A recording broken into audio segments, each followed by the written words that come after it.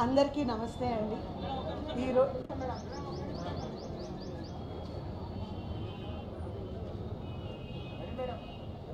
అందరికీ నమస్తే అండి.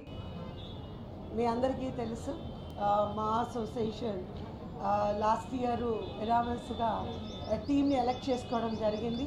నేను అనుకున్నాను ఈసారి కూడా అలాగే ఉంటుంది అని. కాకపోతే ఎలక్షన్స్ పెట్టే పరిస్థితికి వచ్చింది. సో కాబట్టి ఈరోజు మళ్ళీ మా ఎలక్షన్స్ చోటు చేసుకోవడం జరిగింది. ఇప్పుడు ఏంటంటే 2 టీములుగా ఉన్నారు.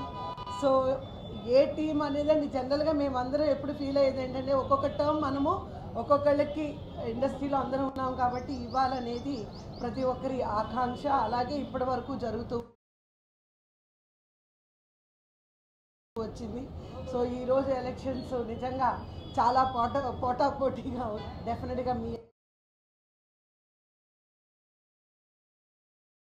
అందరి అండ కూడా ఉంటుందని మేము ఆశిస్తున్నామండి. ఏది ఎవరు గెలిచినా కూడా ఎటువంటి డిఫరెన్సెస్ లేకుండా,